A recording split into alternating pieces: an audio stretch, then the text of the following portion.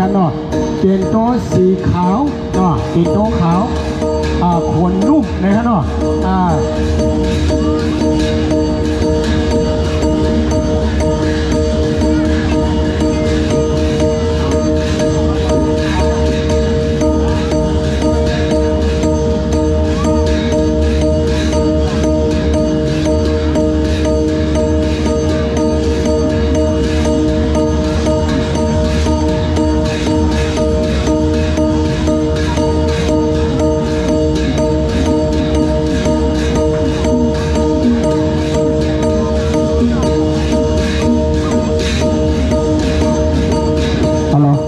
พี่น้องชุดเก่าคนนี้ครับเนาะก็จะเสียวเลยหันนะครับเนาะ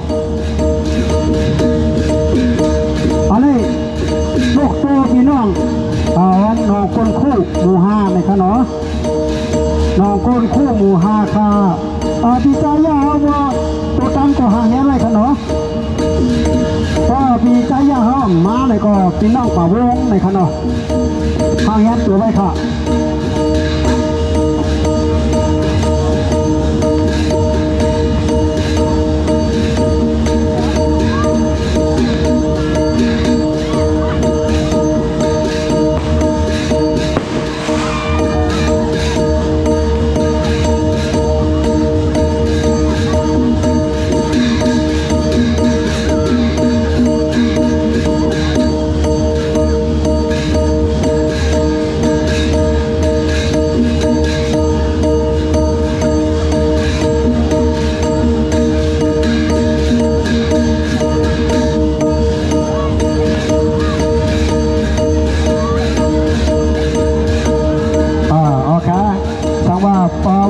พี่น้องน้องคนครัวเย้าก่อยเย้าพี่น้องป่าวงก็หางยันตัวไว้กันเนาะเพราะว่าพี่น้องป่าวงเย้าก่อยเย้าในก็จะเป็นพี่น้องข่าววันถ้ำในขนมอันนี้ก็เป็นโตลูกอ่อนนะฮะอันนี้ก็หางยันตัวไว้กันเนาะพี่น้องข่าววันถ้ำก็หางยันตัวไว้เลยค่ะ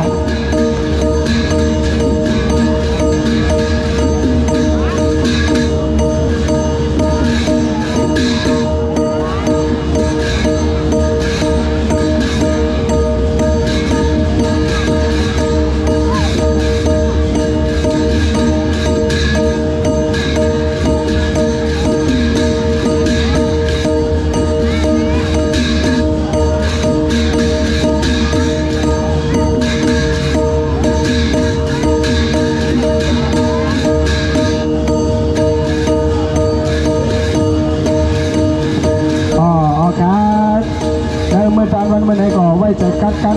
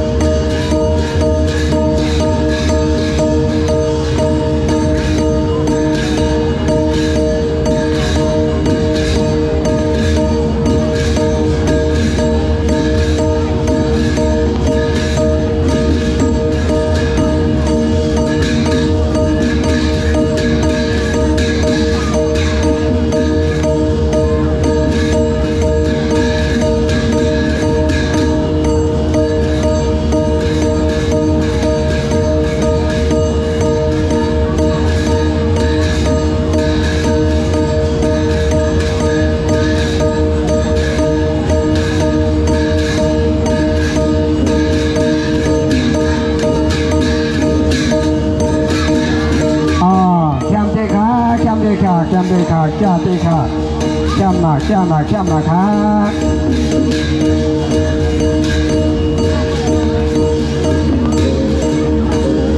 เอาร้อยค่ะเอาร้อยค่ะในมือจานวันมันไหนก็เป็นมือจานวันดีวันอย่าเจ๊ในกันหน่อเฮาคาเลยอ่อนกันเลยมาตัวมาหันอันเป็นตัวเงินตัวคำลูกตีเถินหน่วยเสมอเสียเลยอ่อนกันมากกาแบ่งอันเฮาคาเป็นคนวันคนเมืองอะไรช่วยเลยหันในกันหน่อมากาเฮาตอนพระเป็นเจ้าเฮาคาในค่ะ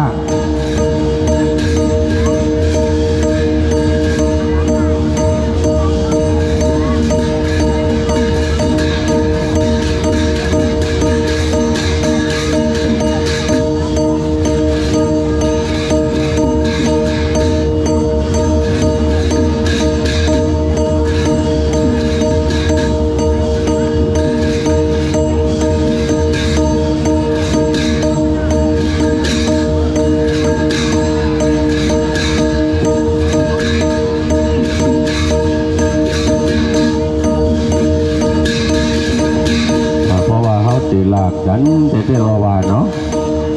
มื้อไหนเนี่ยจะเป็นวันเกิดนกโตค่ะมื้อไหนเป็นวันเกิดนกโตค่ะวันออกหวานเนี่ยตอนนี้พอมีไผ่ตอบเลยมาเอาสู้ดิเจ้าสาวเลยนะเจ้าสาวเด็กค่าสู้ปัน 1,000 บาทครับปีไหนอาจสากนกโตไตเขาได้ไล่หลายปี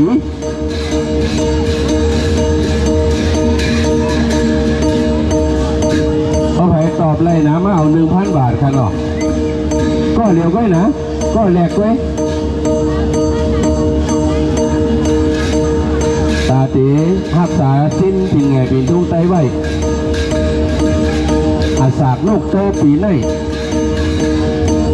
ปลาปีไหนอะเต็มโขบลีเดีย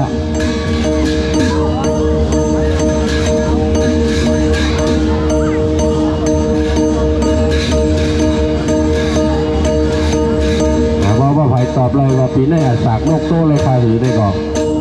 ภาษาเด็กข้าสู้ฝันค่ะเนาะตกสู้ฝันค่ะฝันสู้ค่ะเนาะ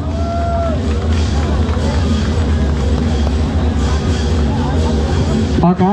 พี่น้อง